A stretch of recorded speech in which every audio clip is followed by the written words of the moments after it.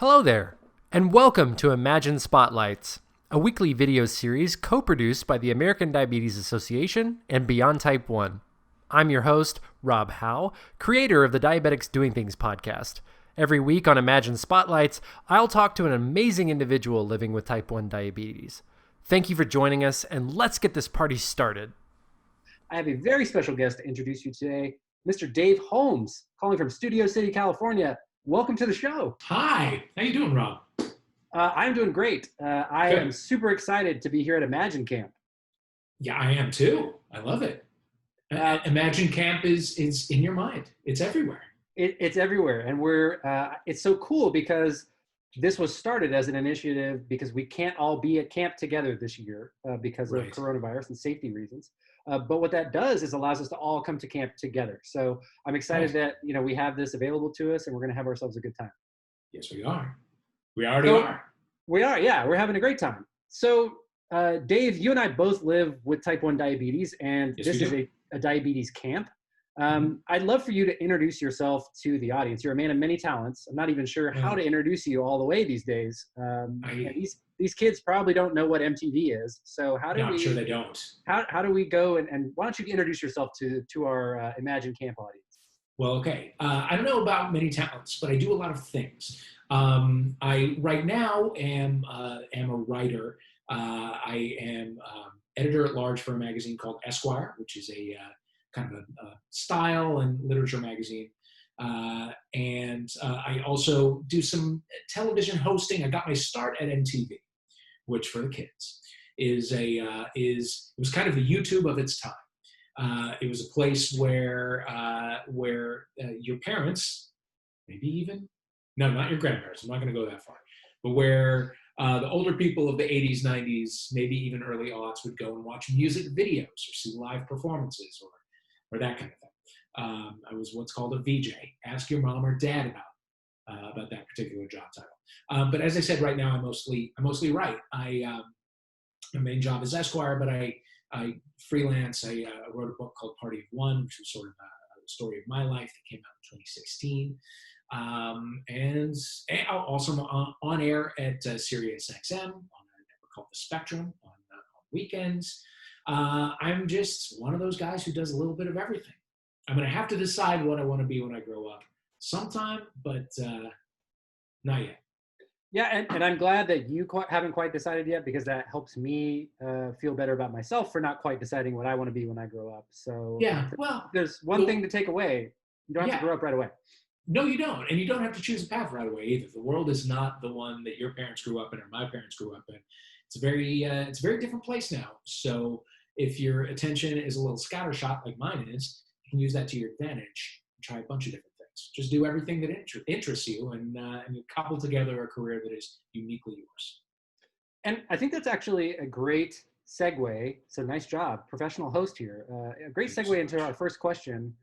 Your life changed pretty dramatically a few years ago because for most of your life you didn't live with diabetes, but you were diagnosed with type 1 later in your life. Can you talk a little bit about what that was like?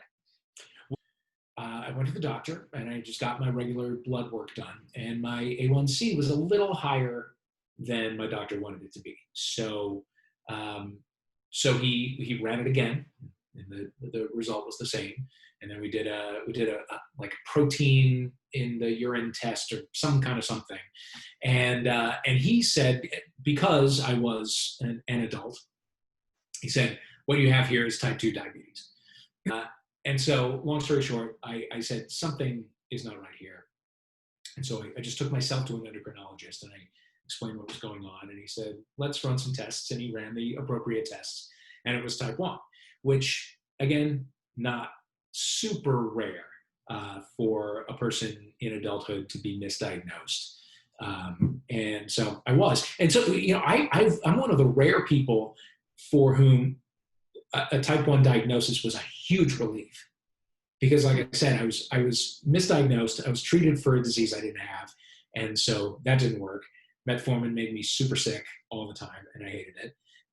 So to go on insulin, while it was an adjustment and kind of scary at times, was actually a relief, because I remember taking that first injection and then suddenly, like, I was in range. Suddenly, I was where I wanted to be. So it's a rocky adjustment, and it happened for me, like I said, in like now in my early 40s. So I had decades of practice being neurotic. So it was a little, there were some scary times at first, but basically, like overall, it was kind of a relief because I knew how to get myself healthy again. I knew how to stay in range. I love what you said about it being a relief, because I also remember the first dose of insulin that I was given. I was in the emergency room, and this really nice nurse came up and said, "Hey, we're going to give you a little bit of insulin in your IV." And I had already been taking fluids, and I also was having the same symptoms. I lost a lot of weight. I was tired. I was peeing all the time. And so they gave me some fluids, and they gave me insulin. And I remember at that point, I didn't really know what was going on. They hadn't quite, they said that they thought it might be type 1 diabetes, but they hadn't told me yet. And so they gave me the insulin. I just remember feeling so good. And I was like, hey, whatever that was, like, that was what was wrong. Like, I'm good now. Like, just I'm fixed. Thanks. And I just remember feeling like that person that gave me that, I never forgot them. I can still see their face because of how good it made me feel. Like, oh, like finally I know what's wrong with me. So yeah, it's pretty amazing how relief can play into that. Absolutely. I mean, it's you're sick and you want to get well, and it's a relief when you can get well. Now, I will say this: insulin was a major adjustment. I remember, that first week, I felt so good because I finally had a name for what I had. I had a clear treatment plan going forward. I felt very good, and I remember this was a Monday. I got the diagnosis on Monday, and I got my prescriptions for whatever. I guess it was Lantus, and then Humalog or Novolog or something. So it was shooting all day long. And by that Saturday, I felt so good and so positive, and my energy started to come back. And I was like, I cannot wait to go for a long run. So here's the thing that I did. I gave myself however many units, 5 or 7 units or whatever, for lunch, had a big sandwich, waited maybe an hour and a half. And then I was like, okay, I've digested, everything's good. I'm going to go for a long run. What I did not understand fully at the time is that insulin makes you drop, exercise makes you drop. Insulin and exercise at the same time, those two things can be greater than the sum of the individual parts. So, and also I had just gotten fitted for my Dexcom. So I had my Dexcom on me, and I'm running, and at the turnaround point, it was maybe a 5-mile run. At the turnaround point, I get an alert, and I'm at 80 with 2 arrows going down. Ooh. I have no money on me because I'm an idiot. I have no sources of glucose. I have nothing. So I sprinted the rest of the way home, which, by the way, sprinting can bring your blood sugar up. Is another thing. It can, yeah. Diabetes is weird that way. It's very weird that way. And maybe I wasn't 80, maybe it was 120 with 2 arrows down, but it was basically, I was going into the danger zone, right? And so I sprinted home. I got home. I tested. I was at 50. I was my poor boyfriend was asleep on the couch, and I was just tearing the place apart, looking for cranberry juice, which I drank 7 gallons of. I fully did everything wrong. But I'm also glad that I had that experience, because it was okay, now I've had a pretty scary low, and I learned how to, I learned the right amount of cranberry juice to chug, which is a little less than I did. And I got through it, and I did not die. What's funny about that story is that it reminds me kind of camp, because when you're at diabetes camp, you're outside a lot, you're running around, maybe a little bit more active than you normally are, and your body is processing carbs at a higher rate, and sometimes you have those lows. And also, one thing that you may not know about camp is that there's usually a secret room for the med staff that has tons of candy and juice boxes and Gatorade and everything. That the amount of carbs in that room is substantial. But when you need carbs at camp, that room comes in really handy. Oh, I love that. God, I wish I'd had that. It's a pretty cool experience. You I know because you were diagnosed later in your life, you never had the opportunity to go to diabetes camp as a camper, never did. probably. I never did. I also did not go up until recently. I got to go visit some camps and interact with some really awesome people at ADA camps. But you are involved in the diabetes community, so you get a little bit of what some of our campers experience at camp in real life. Can you talk a little bit about how some of the ways that you found community through your diabetes and some people that you met? Yeah, you and I, for example, are friends because of the diabetes community. Exactly. You know, it was a thing that my diabetes educator and my doctor both on that first day told me was find a community. And I was like, yeah, I know, I'll do that. And in my head, I was like, I probably won't do that. And and I don't know why that is. I don't know if it's just because I'm male and we don't, males are like socialized not to ask for help or whatever stupid reason I had. I didn't do it right away. And then I don't even really know what put me over the edge, but my diabetes educator sent me links to like meetup.com, and there's adult type 1s and whatever, and they were having a happy hour, and I was like, you know what, I'm gonna go to the adult type 1s happy hour. Why not? I'll meet some people. And I did, and it was really fun.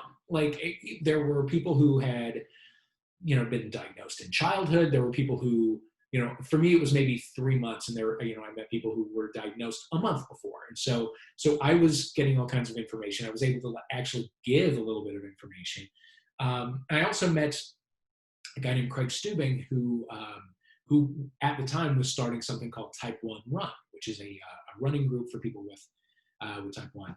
And so the first few Los Angeles runs were happening, and I, as I mentioned, love to run. So I met up with them, and that was really helpful because it was, first of all, they're nice guys, but also my residual fear about having a devastating low while I was out exercising was abated a little bit because I watched them have them. And, I watched them like get that little double down arrow on their little Apple Watch. And so then they'd pull out a gel or whatever.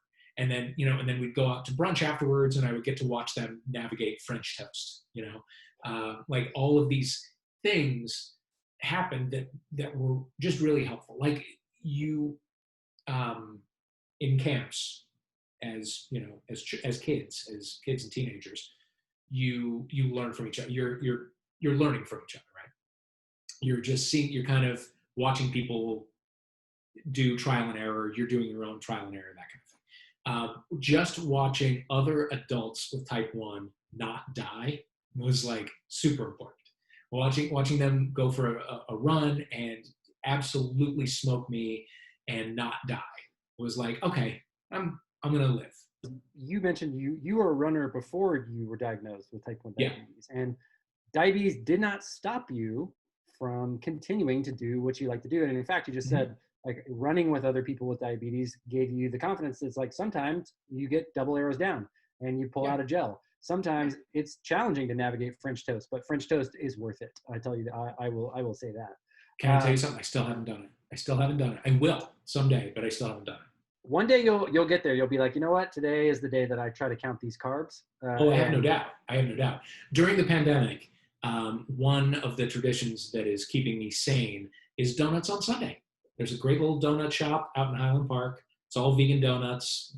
I'm not myself vegan, but they're super delicious. And where, 4 years ago, I was terrified of the concept of donuts, I've gotten a lot more comfortable with the concept of donuts.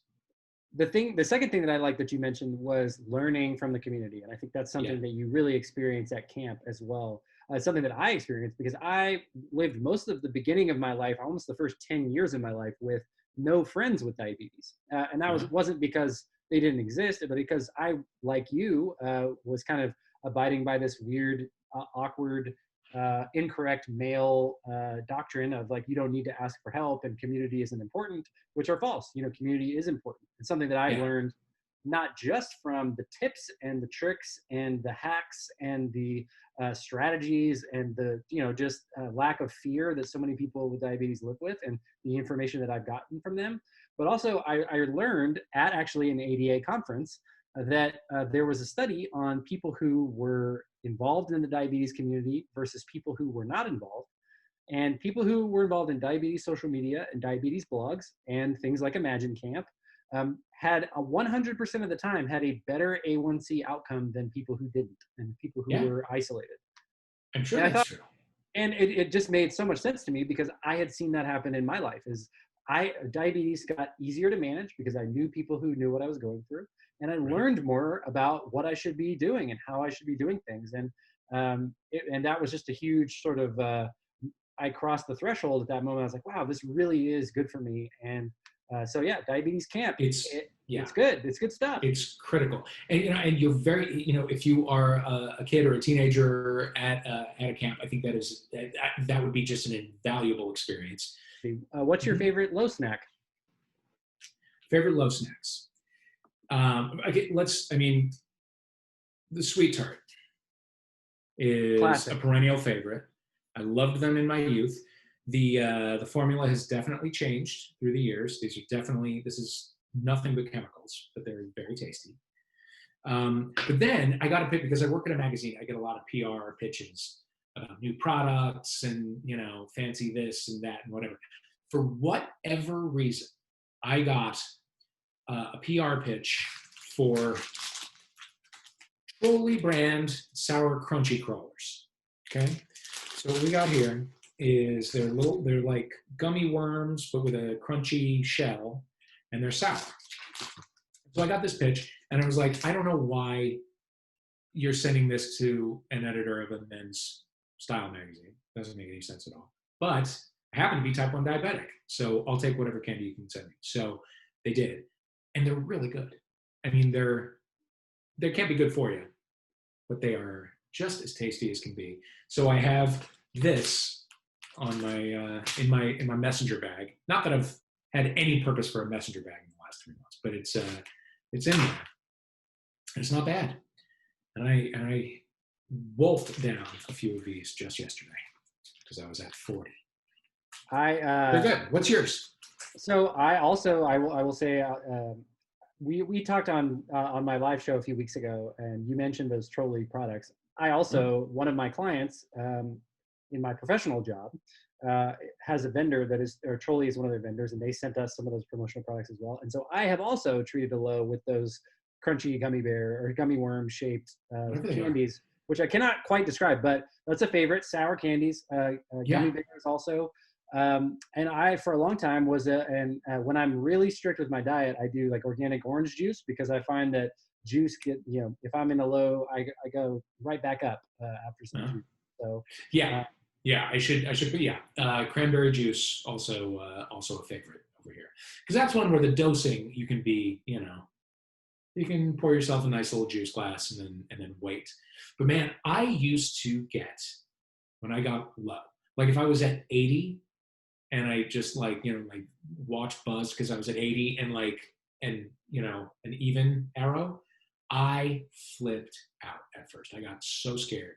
And at the time, I just thought, this is a medical emergency that needs immediate attention. And so it's right for me to be in a full panic attack. But I look back on that time in my life, and it was like, that was a lot of needless anxiety. I mean, this is obviously a thing that needs to be taken seriously. You got to address a low when it happens. But it's, once you've lived through enough of them, it's like, okay, I know how to ride this out. I also know how to trust my body a little bit. I was in New York last year, and I had rented a city bike, and at late afternoon, for whatever reason, I tend to drop, and that happened. And I was biking downtown to see some friends, and I got there, and my Dexcom didn't reflect that I was low, but I knew it, and I felt it, and I stopped, and I got a lemonade, and everything was fine, And then I saw that little line on my Dexcom a few minutes later. I'm much less terrified than I used to be, which is good, because you can't live in a panic attack. Yeah, I like that as well. And I think sometimes for me, seeing and connecting with other people with diabetes has helped me sort of normalize how I feel about situations like that. Like, certainly there are times where lows are scary, and there are other times where they're really inconvenient or annoying. Yeah. And there are other times, kind of like that one, where you're like, I know myself. I feel something's off. I'm going to double check. I'm going to either test my blood sugar. I'm going to have a little bit of something just to make sure I'm stable. And then you're like, you know what? I do know myself, and this technology helps me, stay where I need to be, and stay healthy, and not have to worry so much. Right. I think that's a great. I love that story as well, because like, you're in New York, probably working, but you're having a fun time. Like, you're renting a city bike, which is like an awesome experience when when there's no coronavirus. You can kind of see the city, and you're having a good time, and being active, and you're outside. So you're really not letting diabetes hold you back from doing what you want to do. No, not at all. I'd love for you, like, what's something you would want to say to our campers who are thinking about, all of the possibilities for their life going forward, and maybe need to hear something encouraging from somebody like you who lives beyond with diabetes. Well, it's a thing to be taken seriously, as we've said. It's something that you're, as far as we know, excuse me, as far as we know, it's something that you're always going to have, and it's not to be taken lightly. But you will learn over time how to manage it, and how to live with it, and how to do so in a way that is kind of seamless. Like, you can learn how to just sort of take one of those shots at the dinner table, and maybe no one will even notice if that's a thing that concerns you. And you will learn how to trust yourself. When you're a kid, you tend to you don't think about like mortality as much. You don't think about how serious things are and whatever. Probably the anxiety and the panic and whatever is reflected from your parents, who are worried about you. When you're older, you get really good at anxiety and worry. But they don't, what they will learn, and what you will learn, is that you will figure out how to write it out. You'll learn how to listen to your own body. You will learn how to use your CGM or your finger prick test or whatever, and keep a close eye on what you're doing. If you are active in sports, I have, since my diagnosis, done I think 3 marathons, which I had done 1 before. So I mean, to me, that means diabetes made me 3 times as good at marathons. So keep that in mind. You can be as active as you want to be. You may have to check your phone or your watch, or keep tabs on your glucose level more than your friend might. But you can survive it. You learn the activities that make your blood sugar go up. You learn the things that will, if you're having a stubborn high, you'll learn how to physically make it go down. You will learn how to do magical things with your body. You don't have to let this hold you back. You really don't. You can do anything you want to do. Dave, you already mentioned your background in media as a VJ, as a writer, as an editor. For those of us who are here at Imagine Camp who want to explore a career in journalism or on screen, what advice would you give to people with diabetes who want to explore that type of career? The advice I give to people with diabetes is the same advice I'd give to anybody, which is just don't wait. Don't wait for your chance. If you are young right now, you are living through unprecedented times in a lot of ways, but especially in that you can, if you want to write jokes, you can write jokes and put them out there. Like, Twitter is a cesspool, but it is also a great way to learn how to write a tight little joke, because you have a character limit. Instagram has its own issues, but it's a good place to figure out how to be a good photographer, to figure out how to edit tight little videos. You can start creating the second you get the idea that you want to be a creator, and you have as good a chance at the world's eyeballs as I do as someone who's been at it for 3 decades now. You can get really good really quick and get a lot of attention. Now, that's also a problem because you can make mistakes along the way. But I would say, carefully start putting yourself out there, whether it's through a blog on Medium or Tumblr or like I said, writing jokes on Twitter or whatever. You can start kind of fine tuning your voice. Another thing I tell everyone, especially now, is make the first voice you hear every day your own. First thing you do, set your alarm for 20 minutes earlier than you want to get up. I hate getting up, but do it. And make the first thing you do, like go to your kitchen table, go to the desk in your bedroom, go wherever you can be alone and have some peace and quiet for 20 minutes and write longhand with a pen or a pencil for 20 minutes. Get it all out there. Don't cross anything out. Don't sit and think about what you want to say. Just write longhand for 20 solid minutes. And it doesn't matter what it is. You can be talking about a dream you had. You could be making up lies about yourself. Whatever. Just do something creative rather than rolling over and checking Twitter, which is a thing that I do too often, or looking at the news or listening to music, even though I love it. Like, check in with yourself first thing. It's meditative. You might get some good material out of it. You'll get a lot of crazy junk, but you might get one really good line or one really good idea. Add one thing to that for those who want that. Why not you? Why not? Why not you? You can do whatever you set your mind to. So go and do it. Absolutely. You by doing, you get a little bit better day by day, hour by hour. Just keep practicing.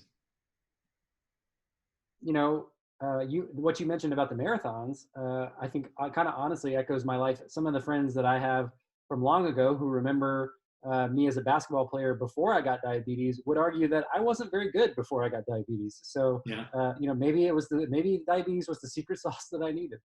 Yeah. You just never know. And honestly, I mean, I think it's, I would rather not have it for sure, but it has made me more mindful about what I eat. It's made me more mindful about how I'm active. You gotta check in with your body in one way or another, every few minutes, and that's not the worst thing in the world.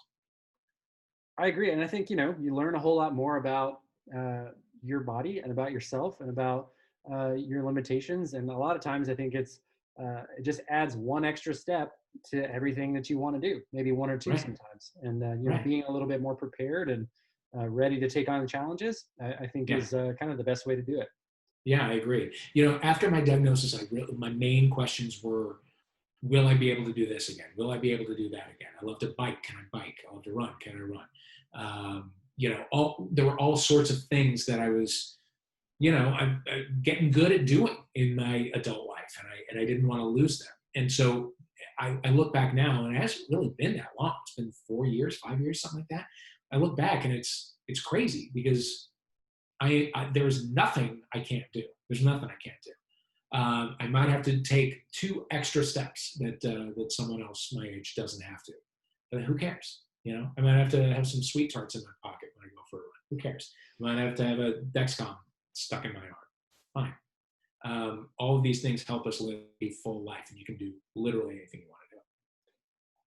I 100% believe that. And I appreciate that you also, in that 5 years have really stepped up and been a leader and an advocate and a voice for people living with diabetes.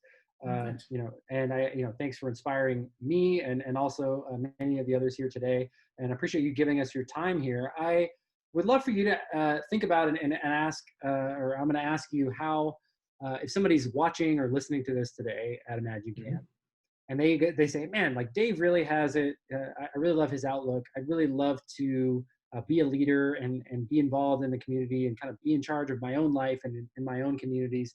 What would you say to them is a good way to get started? Wow, that's a good question. I think sharing is a very important thing. People I know who are type 1 or who have any chronic condition and don't talk about it, I think are concerned about the vulnerability that is inherent in talking about, health issues that you have or ways in which you are different or whatever. I think being vulnerable about those kinds of things is strength. I think like being very direct to people about what you face is really important. And it's a good way to connect with people. You can be a light to somebody else, whether they're ready to talk about it or not. You, by living well, living energetically, and living fully, can be a beacon to somebody else. And you might not, you might not know who they are. They may never speak up, but just you living well can shine a light that somebody else can kind of follow. When I ran with a team of type 1 diabetics, the New York City Marathon, 2018. And that was something that I said to the team that day was, you're gonna because we have our shirts that say, Beyond Type 1 or team, I forget what the name of the team was, but it indicated that we were type 1 diabetics all running New York City Marathon. And I felt very strongly that wearing those would be a beacon to people on the side, because there are people on the sidelines the whole time. There's going to be somebody who is just diagnosed, who's wondering whether they can do the stuff that they want to do. And they will see that shirt and they'll be like, oh, that guy's doing it. I can do it too. And that person will never reveal themselves. You'll never see that person again. But that connection is super important. And before we even started, just before the starting line, somebody came up and tapped me on the shoulder and said, my daughter was just diagnosed with type 1. I'm glad you guys are doing this. You just put it out there and it helps. They want to see you live. They want to see how you navigate daily life, because they want to know how they themselves can navigate daily life. So put it out there. Yeah. Shine a light. Yeah, shine the light, put it out there. Dave Holmes, thank you so much for joining us at Imagine Camp. This was awesome. I know anytime. We've got a lot of questions, I'm sure, coming in, and we'll be sure to filter through those and answer them for you. But would love to just give a special thanks to the American Diabetes Association and for Beyond Type 1 for having us here today at Imagine Camp. We'll see you guys later on. There's more interviews, so we'll see you guys here this summer, 2020. COVID-19 is not going to stop Diabetes Camp from happening. It's just here in Imagine Camp. So we'll see you guys all soon. Thank you so much for having me at ADA Imagine Camp.